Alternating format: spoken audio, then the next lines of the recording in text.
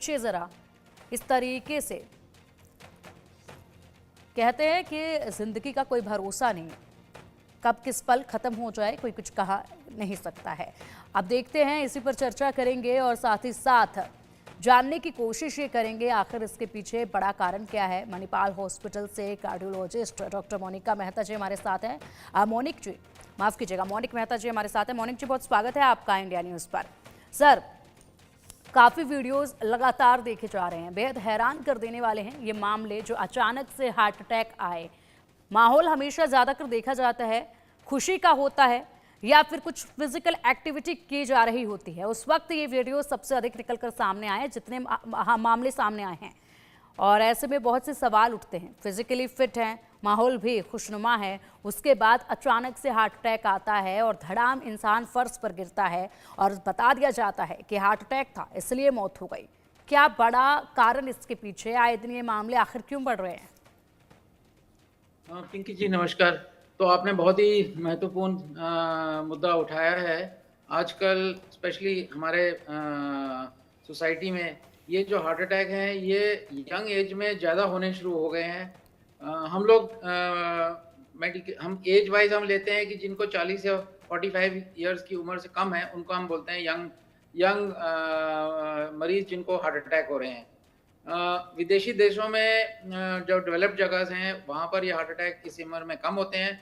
हमारे यहाँ आपने सही बोला, बहुत ज़्यादा बढ़ रहे हैं और आजकल हम हॉस्पिटल में भी देखे जा रहे हैं और आपने जैसे वीडियो में दिखाया है कि ये सोसाइटी में भी हम देख रहे हैं कि ये ऐसी वारदातें हो रही हैं। अब आपने सवाल पूछा कि ये इतना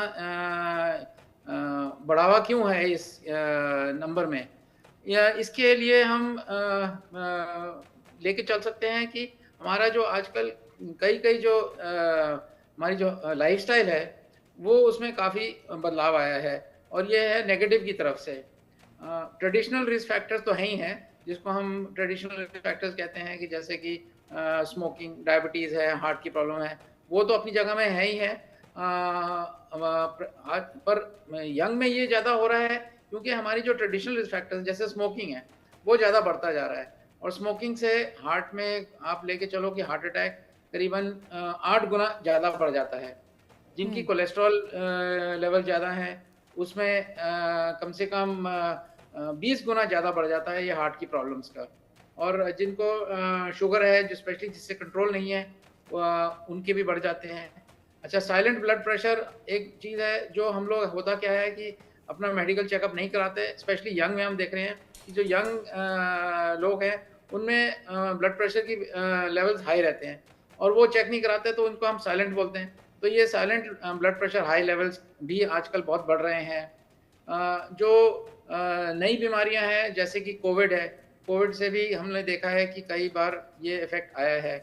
और जो हम कहते हैं रिक्रिएशनल जो एक्टिविटीज़, जो ड्रग्स, फॉर एग्ज़ाम्पल जैसे हम लोग नशा टाइप दवाई करते हैं, जैसे कि ड्रग्स जिसमें कोकेन है, कैनबिस है, ये सब डायरेक्टली हार्ट पे बहुत ही बुरा असर करती हैं। तो ये सब तो है ही हैं। ऊपर से हमारा जो रहन-सहन है, उसमें हमारी लाइफ़स्टाइल है, उसमें टेंशन ज़्यादा हो गई है, स्ट्रेस ज़्यादा हो गया है। हमारे खाने का जो सिस्टम है, पहले जैसे खान-पान था वो बिल्कुल बैलेंस डाइट था। अभी हमारी डाइट बिल्कुल खराब हो गई है। फैटी फूड्स, ऑयली फूड्स ज़्यादा हो गए हैं। सेडेंटरी लाइफ़स्टाइल बहुत ज़्यादा हो गई है, मेंटल स्ट्रेस ज़्यादा है। तो ये सब मिला के एक बोलते हैं कि एक बहुत ही टॉक्सिक मिक्सचर बन गया है, जिससे कि हम देख रहे हैं कि हमारी सोसाइटी में हम यंग मरीज को देख रहे हैं जिनको हार्ट अटैक के साथ हमारे ठीक है, पास अस्पतालों में आ रहे हैं। ठीक है। मोनिक सर, ये आपने बताया, पूरे विस्तार से आपने इसकी जानकारी दी है कि आखिरकार बड़ा कारण इसके पीछे क्या है। जिस तरीके से ये वीडियोस सामने आ रही हैं, ये मामले सामने आ रहे हैं, मौतों का आंकड़ा इस तरीके से जो बढ़ता जा रहा है, इसके पीछे की वजह आपने बता दी है। लेकिन हम चाहेंगे कि हमारे दर्शकों को आप ये भी बताएं कि किस तरीके से बचा जा सकता है इस स्थिति में खुद को पाने से, इस स्थिति तक पहुंचने से कैसे बचा जा सकता है, किस तरीके का खान पान होना चाहिए, क्या दिनचर्या होनी चाहिए, क्या करना है, क्या नहीं करना है, कौन सी एक्सरसाइज या योगा बेनिफिशियल हो सकती है इस तरह के हार्ट जैसी प्रॉब्लम से बचाने के लिए? तो इसके लिए जैसे मैंने बताया, अगर हम अपने जो रिस्क फैक्टर्स को अगर हम मैनेज करेंगे, उससे हमारे को मिल जाएगा कि हमें आगे का किस दिशा में जाना है। एक मैं इम्पोर्टेंट चीज़ मैं बताना इसमें जो कारण मैं बताना बहुत ज़रूरी है कि जो यंग लोग होते हैं, जैसे हम लेके चले गए जो टीनेजर्स हैं, यंग में जैसे स्पेशली स्पोर्ट्समैन में हम देखते हैं, उनमें इन कारण के सिवाय एक और भी कारण होता है, जिसको हम कहते हैं कि कंजेनिटल हार्ट डिज़ीज़ या जो पैदाइशी हार्ट की बीमारियाँ होती हैं। इनमें होता क्या है कि हार्ट की जो बनावट है, उसमें कहीं डिफेक्ट होता है, कभी-कभी मसल मोटा हो जाता है, जिसको हम अंग्रेजी में कहते हैं हाइपरट्रोफिक कार्डियोमायोपैथी। कभी-कभी वैल्व्स में फॉल्ट होता है, कभी-कभी हमारे हार्ट के अंदर इलेक्ट्रिकल वायरिंग होती है, इलेक्ट्रिकल सर्किटरी होती है, उसमें इश्यू तो ये अलग ही एक प्रकार की एक सेट है बीमारियों का, जो यंग में हार्ट अटैक्स में जिसको हार्ट अटैक नहीं बोल सकते हम एक्चुअली कार्डियक अरेस्ट बोलना ज़्यादा सही है। वो कारण होते हैं। अब जैसे आप ये वीडियो दिखा रहे हैं जो स्पोर्ट्समैन अभी गिरे हैं, इनमें मोस्ट लाइकली जो कारण होगा कोई कंजेनिटल जो बीमारी है, जैसे कि कोई बिजली का सर्किट या जैसे कोई हार्ट में मसल की दिक्कत, मोटापा या मार्फन सिंड्रोम, ये अलग-अलग टाइप की कंजेनिटल बीमारियाँ हैं। अब हम आ जाए मुद्दे पे कि हमें करना क्या चाहिए, कैसे इससे बचना चाहिए। तो इससे सबसे इम्पोर्टेंट हमारा रोल आ जाता है जिसको हम कहते हैं प्रिवेंटिव हेल्थ चेकअप्स। तो प्रिवेंटिव चेकअप करेंगे या अपना मेडिकल चेकअप कराएँ, तो स्पेशली अगर आपकी फैमिली में रिस्क है सडन हार्ट प्रॉब्लम का या हार्ट प्रॉब्लम का इन द यंगर एज, तो अपना चेकअप कराएँ, अपने डॉक्टर से चेकअप कराएँ।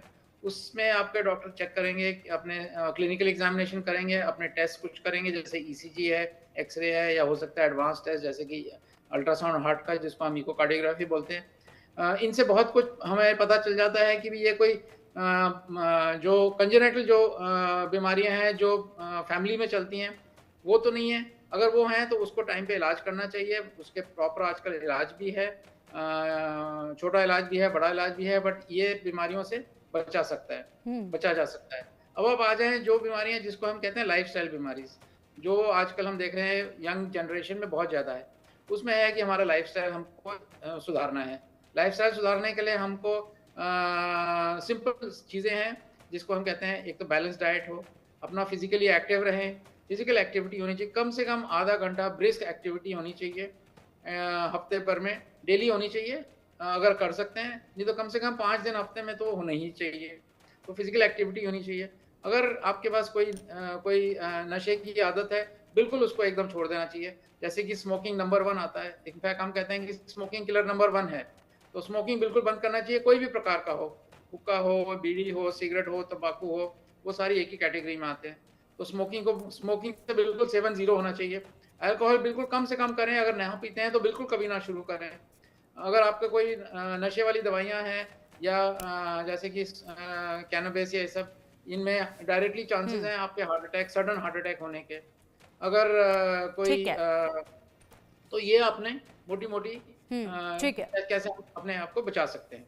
ठीक है, बिल्कुल सेहत का थोड़ा-सा ध्यान कुछ कदम उठाए जाना भी ज़रूरी है अपनी सेहत के लिए। उसके बाद बहुत हद तक खुद को इस तरह के खतरे से जो है वो बचाया जा सकता है। फ़िलहाल मोनिक जी बहुत-बहुत शुक्रिया आपका इंडिया न्यूज़ के साथ जुड़ने के लिए। ये महत्वपूर्ण जानकारियाँ हमारे दर्शकों तक साझा करने के लिए